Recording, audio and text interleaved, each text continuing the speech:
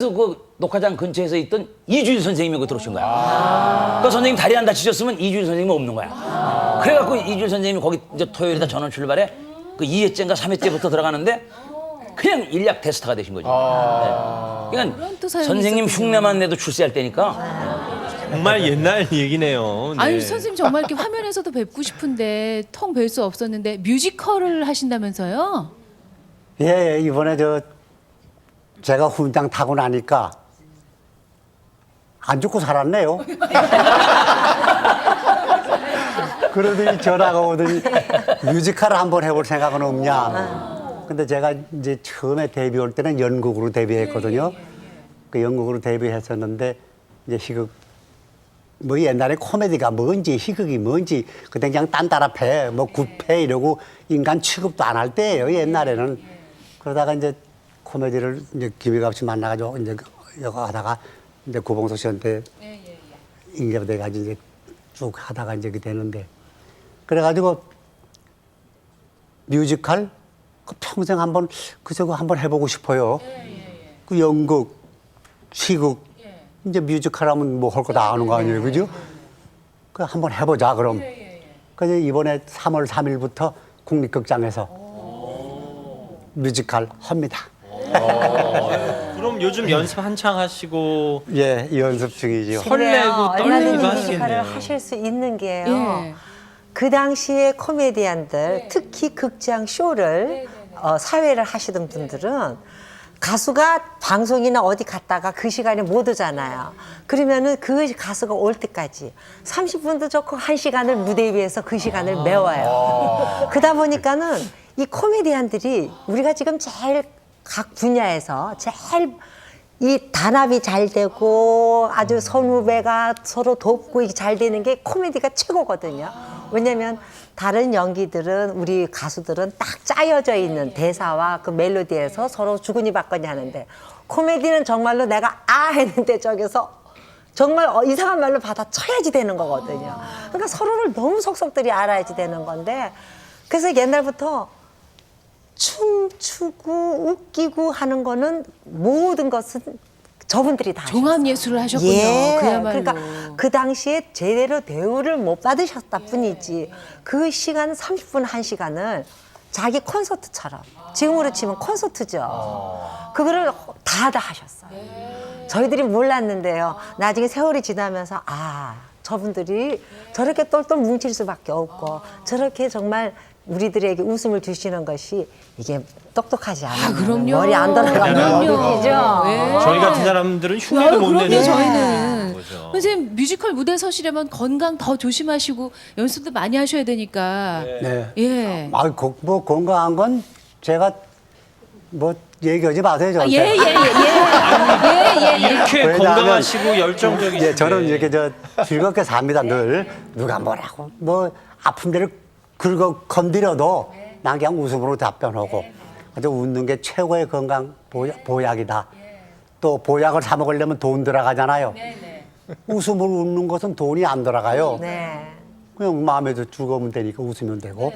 그리고 내가 이제 하나 제일 뭐 한 것은 이 나이가 되도록 내 나이가 되도록 못 살고 벌써 간 사람도 있는데 아직까지 이 나이까지 살아있다는 게 제일 기분 좋고 또 아직까지도 나를 필요하다고 생각해서 불러주는 사람이 있다라는 거.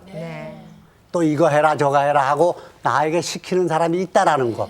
또 내가 가서 막 안 되면 그냥 어거지 부려서 막 그냥 개기는 아니더라도 개기면 내 뜻대로 내 뜻대로 들어주는 사람이 있다라는 거. 그래서 왜 애들 말을 쓰세요? 그러니까 내가 이제 근데 단 하나 내가 이게 왜 아쉬운 얘기 한마디만 할게. 네, 선생님. 왜 다른 사람들은 다 저작권이라는 게 있잖아요. 네. 지금 둘이 제일 그 고민이에요.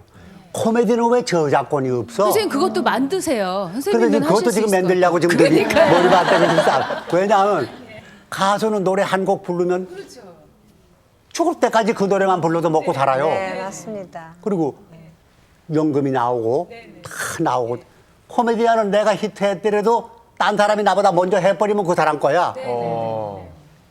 저한테 권리가 없어요. 내가 이제 아이고야 하는 거. 그게 이제 기분 좋을 때는 웃으면서 아이고야 이러고 그러는 거고 이제 또 아프고 괴로울 때는 아이고야 이러면 되고 그런데 그 아무 때나 그냥 감정 나는 대로 그냥 갖다 붙이기만 하면 이건 되는 거예요.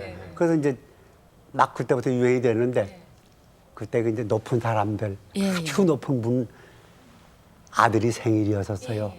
상이 좋고 막 그냥 반찬거리가 많고 이러니까 요 애가 나오면서 기분 좋아가지고 아이고야 반찬 좋다 이러니까 이놈이 말이 그건 무슨 소리야? 나 바보같이 말. 그러니까 에이 텔레비도 안 봐 아빠는 텔레비에서 그런 거 해. 그 텔레비 뭐 어디서 그런 걸 봐. 턱 터니까 저쪽 애들은 쿵 따라다따 삐야 삐야 뭐 이러질 않나? 또 개다리 춤 추질 않나? 가갈갈갈 뭐 이러질 않나? 또 거기다 또 나 이쪽에 돌리니까 난또 아이고야 이러질 않나? 그러니까 그냥 도대체 큰일 났거든요 교육상. 그러니까 애들 교육상 안 좋다. 코미디 프로 다 없애. 한때 그런 적이 있었어요. 말도 안 되네. 그래가지고 진짜. 우리가 그냥 막 어머나. 데모하고 막 난리 해쳤더니 그럼 각 방송마다 한 프로씩 남겨. 어머나. 그 대신 네 사람 배삼룡, 이기동, 예. 서영춘, 나 4명 예. 1년 정지 처분. 어머나. 아니 그런 시절도 있었군요. 아이고야, 네요 진짜. 아이고야. 그런 일이 있었네요. 그러니까 정말 그래서 시대가 네, 내가 이 방송은 믿을 때가 못 된다. 아유, 아니 지금은 그런 시대가 아니니까. 아니 연기자로 코미디언으로서 선생님, 네. 네, 말씀하세요. 아니, 네, 시간이 말씀하세요. 다 돼가지고요. 아유, 1박 2일을 모셨어야 되는 건데, 지금. 저희가 네. 항상 어떻게 시간이 다 됐네요, 선생님. 35분이 훌쩍 갔어요. 네. 그러세요? 네. 벌써 다 되는 거야. 아이고야 이거 미안해서 어떡하냐. 아유 미안해. 아유, 왜 그러세요? 저희가 죄송하죠. 이렇게 짧은 시간밖에 모실 수 없어서. 정말 무엇보다 감사한 건 여전히 재밌으시잖아요. 네. 이렇게 여전히 건강하시니까 저에게 맑은 웃음 또 웃으시는 표정만 봐도 예. 기분이 좋아지고 예. 마음이 편안해져요. 선생님 내내 이렇게 정말 건강하게 활동 많이 하시고요. 예. 또 새봄에 하신다는 뮤지컬도 잘 되시기 바랍니다. 오늘 또 이렇게 후배 엄영수 씨도 감사하고요. 여러분 저 선생님 열심히 활동하시라고 큰 박수 보내드리시겠어요? 예, 자주 뵀으면 좋겠습니다. 감사합니다. 감사합니다. 이미춘 선생이셨습니다. 감사합니다.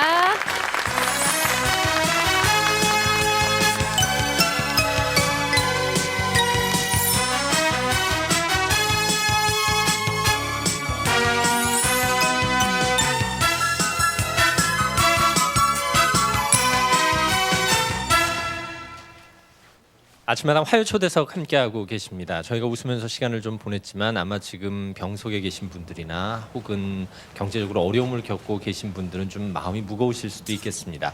두 번째 모신 손님은 그런 분들에게 좀 삶의 희망을 드릴 수 있는 분이 아닌가 싶습니다.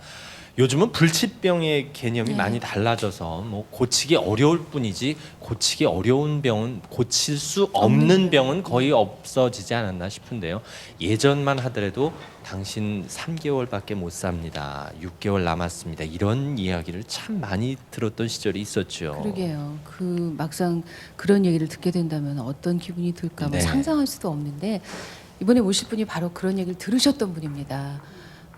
백혈병으로 3개월이라는 시한부 선고를 받으셨고요. 근데 뭐 건강하게 이겨내셔서 지금은 정말 이렇게 새롭게 거듭난 기쁨을 어려운 분들하고 같이 나누고 계신 분이세요. 이분 대학교 교수님이시고 컴퓨터 공학을 하시는 분인데 지금은 노숙인들과 함께 쉼터를 만들어서 같이 생활하고 계십니다. 고려대학교 컴퓨터 정보학과 정창덕 교수 그리고 부인 김혜린 여사 모셨습니다. 박수로 환영해 주시면 예, 고맙겠습니다. 어서 오십시오.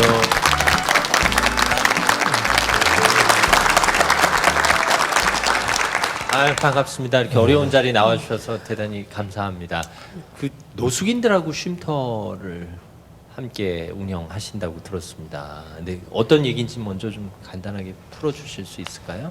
예, 뭐 사실 저도 이제 남의 도움을 받고 많이 이렇게 자랐는데 사실은 이제 지금 춥고 또 특히 이제 겨울철인데 제가 대단해서 그런 게 아니고 아까 말씀하신 바와 같이 제가 몸이 아팠을 때 요양을 가가지고 이제 그분들하고 함께 이렇게 생활을 하게 이렇게 됐습니다. 지금 몇 분이나 함께 계시는 거예요? 지금 한 135명 정도 이렇게 됩니다. 아니 교수님이시면서 그런 일을 하신다는 게 전혀 이렇게 잘 안 맞잖아요, 사실은. 그래서 그게 어떻게 그렇게 사회복지학 하신 글쎄, 분도 아니고. 네. 그러니까 이제 지금부터 참 오래된 얘기인데 96년 10월 달입니다. 그러니까 제가 37살쯤 됐을 때인데 감기 기운이 좀 있었거든요. 근데 그 감기가 굉장히 오래 갔어요. 그래서 제 호주머니 온통 약이 있었고 그런데 이 감기가 계속 오래 가는데 낫질 않더라고요. 그래서 이제 그런 와중에 마침 그 일본에서 초청을 받아가지고 일본에 가서 그 사또라는 이제 그 동경의 후추라는 곳인데 거기 가가지고 이제 그 초청을 받아서 특강을 하러 갔는데 계속 제가 기침을 하고 감기가 심한 것 같으니까 이분이 갑자기 병원에 가자고 그러더라고요, 일본에서. 그래서 저는 이제 패기치기가 싫어가지고 새벽에 편지를 써놓고 바로 이제 한국에 왔는데 한국에 와가지고 이제 그 좀 너무 감기 기운이 오래 가니까 이거 뭔가 좀 몸이 이상하다. 그래서 이제 병원에 간 거죠. 그래서 이제 그 병원에 갔더니 아침부터 이제 저녁까지 쭉 진찰을 하는 겁니다. 근데 오후쯤 돼서 의사가 고개를 갸우뚱갸우뚱하고 또 간호사가 이렇게 하시더라고요. 그러더니 갑자기 저를 이제 비닐방으로 딱 이제 넣는 겁니다. 격리. 아니, 격리시키는 겁니다. 그래서 좀 이상해요. 제가 몸은 멀쩡한데 왜 나를 갑자기 격리시키는가. 그런데 이제 저희 그 형님이 막 울고 오시고 또 형수 씨도 울고 오고 또 저희 이제 아내도 옆에 있지만 아내도 울고 오고 그런데 중요한 건 제 병명을 얘기 안 해주는 거예요. 제가 무슨 병인지를 모르고 그랬는데 이제 저희 그 동생이 형님 뭐냐 그랬더니 준비하십시오. 그래서 뭘 준비하느냐. 급성 골수성 백혈병입니다. 3개월 이상 넘기기 정말 힘들답니다. 저는 그게 지금도 그 뇌리에 스치는데요. 그 잊을 수가 없어요, 그 말이. 근데 저는 이제 그 믿을 수가 없었어요, 그 말이. 그런데 이제 조금 있다가 저를 엎드리라고 이렇게 하는 겁니다. 그래서 의사 선생님이 막 드릴 같은 걸로 이제 엉덩이를 뚫기 시작하는데 지금은 이제 의학 기술을 발달했지만 이제 소위 골수 채취를 하는 예, 거예요. 예. 엉덩이에서도 하고 이 옆에서도 하고 그렇죠. 그렇습니다. 예. 그래가지고 막 그 엎드려가지고 막 땀을 흘리고 너무 심하니까 막 그 고통스러우면서도 제가 이렇게 심한 검사를 할 정도면 틀림없이 나에게 중병이 온 것만은 사실이구나. 그랬는데 이제 조금 있으니까 막 백혈구, 적혈구, 혈소판을 막 옆에 붙이더라고요. 그래서 이제 직감을 했죠. 내가 굉장히 그 큰 중병이 걸렸구나. 이렇게 이제 생각을 했죠. 그래서 이제 그게 계기가 돼서 이제 요양으로 간 게 이제 우리 그 노숙자들하고 같이 있게 된 그런 이제 계기가 된 것입니다. 부인께서도 그날을 잊을 수 없으실 것 같아요. 저희 일본에서 돌아왔는데요. 샤워를 하는데 닿지도 않는 엉덩이 이게 정강이 이런 데가 아주 새까만 거예요. 이미 출혈이 진행이 되고 있었던 거예요. 그리고 귀에서 소리 난다고 그러고 숨이 차서 걸을 수도 없고요. 그래서 어느 가까운 병원에 아는 분이 계셔가지고 이런 증상을 얘기를 했더니 빨리 그러면 일요일이었는데 빨리 병원으로 빨리 저기를 하자고 그래서 갔어요. 그랬는데 그때는 뭐 진짜 뭐 혈소판이 15만에서 30만이야 되는데 2만밖에 안 되고요. 적혈구도 7밖에 안 되고 백혈구 출혈이 엄청나게 되고. 예, 막 그러니까 이제 출혈이 돼서 죽기 일보 직전이었어요. 그래가지고 너무 막 벌벌 떨리고 막 어떻게 해야 될지를 모르겠고 일단은 이제 진단을 받기 전에 골수 검사 하기 전에 꿈을 꿨는데 막 아기들 이제 백혈병이 어른들이 있는지조차도 몰랐어요. 그냥 애들이 백혈병 뭐 있잖아요. 백혈병 천사 막 그런 이미지만 있어가지고 어른이 무슨 백혈병이 있을까 그런 생각이 들고요. 꿈을 꿨는데 막 아이들이 막 천사처럼 날아다니는 꿈을 꿨어요. 그래가지고 이게 분명히 백혈병인가 보다. 그런 꿈을 다 꾸게. 그래가지고 너무너무 이제 당황을 했죠.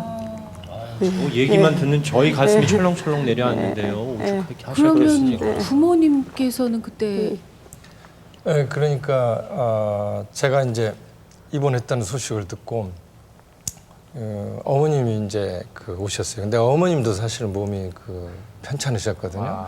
그래서 이제 휠체어를 타고 오셔가지고 어머님이 이제 제 손을 잡으면서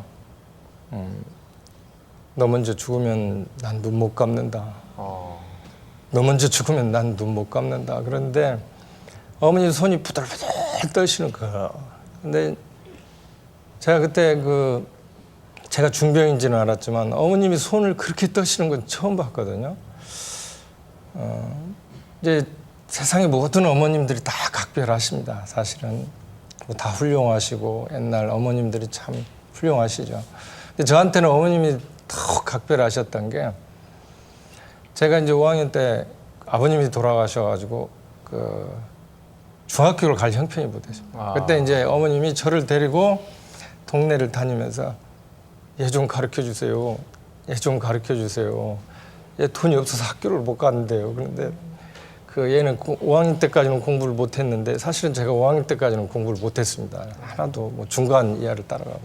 근데 이제 5학년 지나면서 좀 공부를 잘하니까 어머님이 이제 얘는 가르쳐야 되겠다 이렇게 생각하셨던 것 같아요. 얘 좀 가르쳐 주세요. 가르쳐 주세요. 그러면서 그 마을을 데리고 다니시다가 어떤 분한테 어머님이 따기를 얻어먹으셨어요.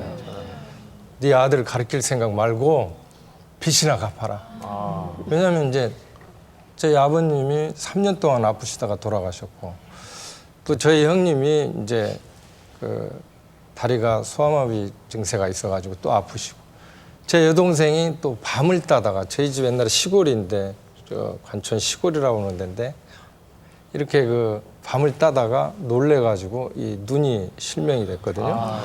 그러니 집안이 아버님이 안 계시는 데다가 돈은 들어갈 때는 많고 너무 힘든 상황이에요. 그러니까 어머님이 동네에 저를 데리고 다니면서 이제 그러는데 어머님이 따기를 맞으시고 그때 제 어린 마음에 가슴이 찢어질 것 같더라고요. 그 어머님이 너 먼저 죽으면 난 눈 못 감는다.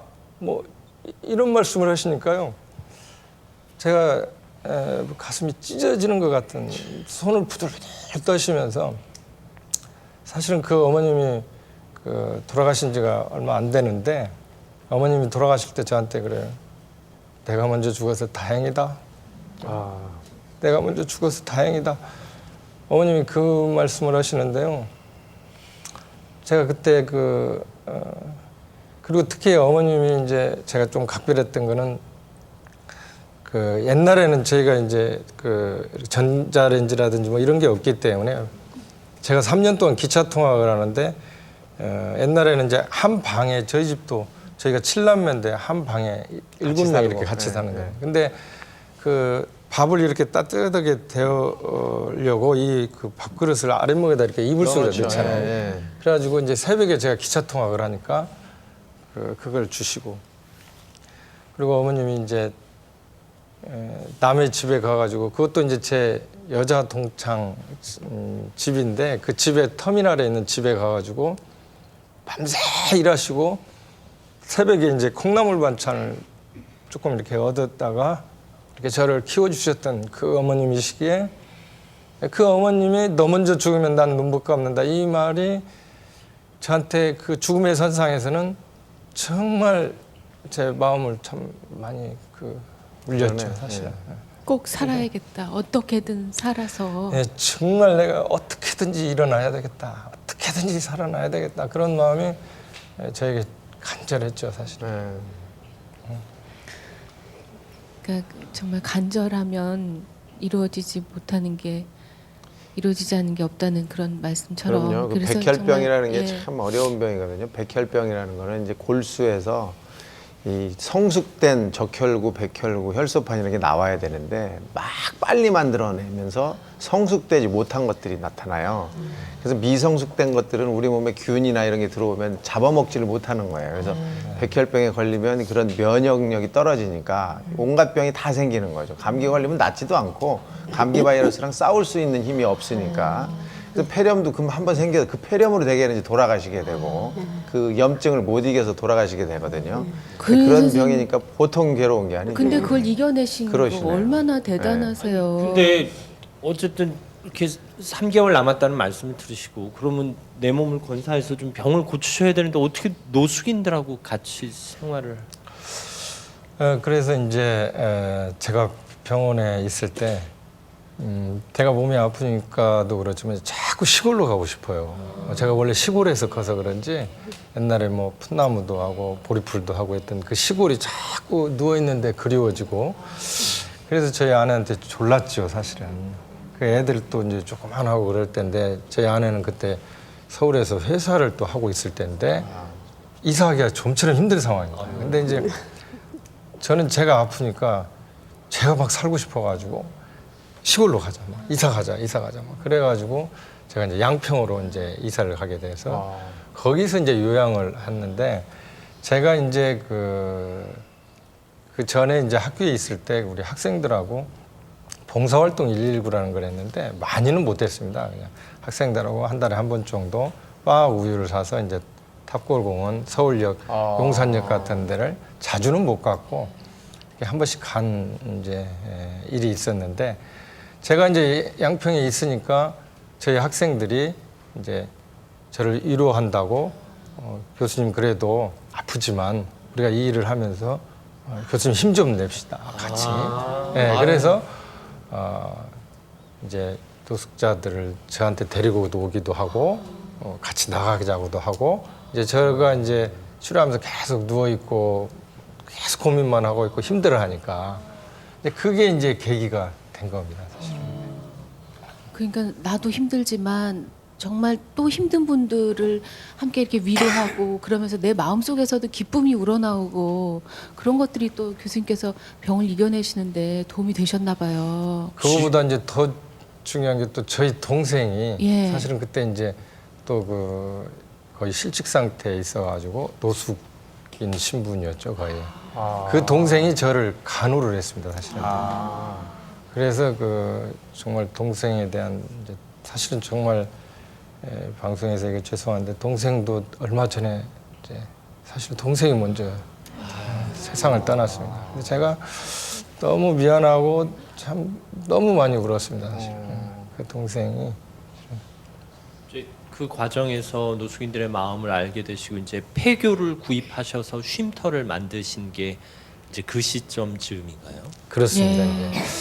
그래서 이제 저희 아내한테 졸랐죠. 사실은 저희 아내가 그때 이제 가산상사라고 그 용두동에 서울에 회사가 잘 나가는 회사였습니다. 건물도 짓고 그러는데 또 강원도에 저희가 이제 그 좀 부지도 제가 대학을 좀 세우겠다 그래가지고 이제 그런 때인데 아내한테 우리가 그걸 처분하고 땅을 팔고 폐교를 좀 사자.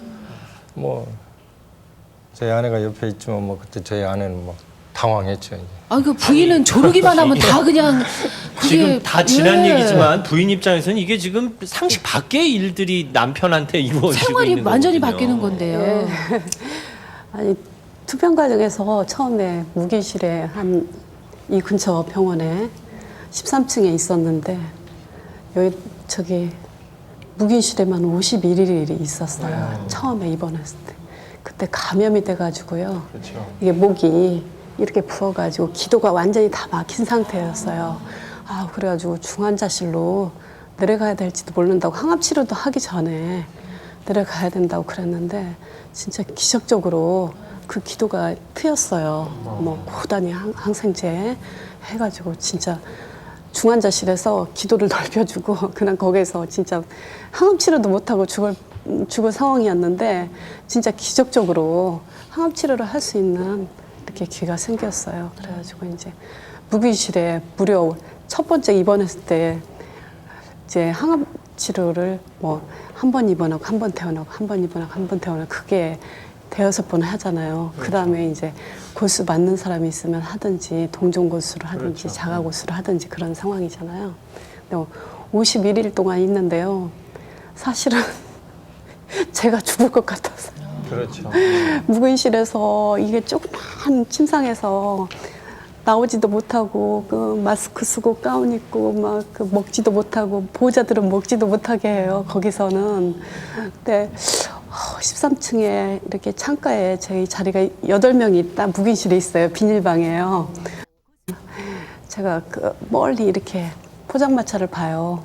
포장마차에 포장마차 하는 사람들이 너무 부럽더라고요. 아우, 차라리 저기로 뛰어내리고 싶고 차라리 포장마차 하는 사람이 더 행복하구나. 아, 나 진짜 이 생활이 너무너무 싫고 어떻게 진짜 빠져나가고 싶다는 생각이 너무 간절하고요. 게다가 공포가 네. 막 있으니까 어떻게 될지 모른다는. 그리고요. 이게 병이 드니까요. 제가 여기서 흉을 좀 보겠는데요. 자기가 죽는다고 이제 선고를 받으니까요. 저를 꼼짝을 못하게 하는 거예요.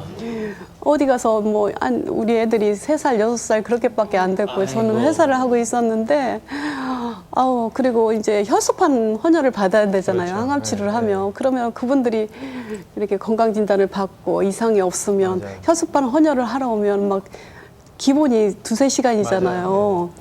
그러면은 그분들한테 오시면 인사해야지, 고맙다고 인사해야 되고 또 갈 때 또 인사해야 되고 그러잖아요. 그러면은 막 제가 그렇게 힘들고 바쁜지는 모르고 이제 제가 없으면 불안한 거예요. 그래가지고 막 어디 갔다 왔냐고 막 성질을 내고 진짜 참을 수가 없더라고요. 그래서 내가 진짜 13층에서 뛰어내리면 차라리 저 포장마차 하는 사람이 너무 부럽다. 아니 그러니까 이 그러셨던 생활에서, 분이 예. 쉼터를 하겠다고 해교까지 사시고 그러니까요. 노숙인들을 그러니까 이제 불러 모으기 시작하셨으니 항암 치료를 몇 번 하고 이제 자기 몸이 조금 좋아지니까 이제 조금 이제 제가 그것도 양수리도 소원 들어준다고 죽기 전에 소원 들어준다고 양수리로 간 거거든요. 사실은 이사를 갈 수 있는 상황이 아니었는데 가니까 이제 별짓을 다 하는 거죠. 나 진짜. 제가 이해할 수도 없는. 제 아내가 이제 막 이혼하자고. 진짜 이혼하고 싶은 생각이 들고요. 백혈병 간병하다가 도망간 사람 심정이 그때 제가 간신히 이제 얘기한 게 저도 잘 모르는 말인데 가장 소중한 거 버리지 못하면 가장 소중한 거 못 얻는다. 뭐 저도 잘 무슨 말인지도 모르는데 이제 설득을 시키느라고. 근데 절하셨던 부인이 사회복지학을 공부할 정도로 더 열심히시래요 지금은. 아예 공부까지 하셨어요. 사실은 저는 전공이 법학인데 이제 사회복지는 전혀 문외한이었잖아요. 그런데 이제 처음에는 노숙인 시설을 하게 되는데 진짜 너무 처음에는 안 하고 싶었어요. 너무 체질에 안 맞고요. 이렇게 그때 당시에는 IMF로 인해서 막 노숙인들을 무작위로 이제 서울역이나 막 어디 영등포역 그런 데서 봉고차로 가가지고 이렇게 판풀에 달아주고 이런 시설이 있으니까 오시라고 그러면은 막 냄새도 엄청 심하시고요. 지금은 그렇지는 않아요. 한 10여 년이 지나서 체계화가 돼가지고 1차 쉼터에서 건강검진 받고 이렇게 요양을 필요로 하거나 그런 분들을 모시고 오는데 그때 당시에는 이제 알코올성이 계신 분도 계시고요. 막 건강검진도 안 받아가지고 감염성 질환도 있고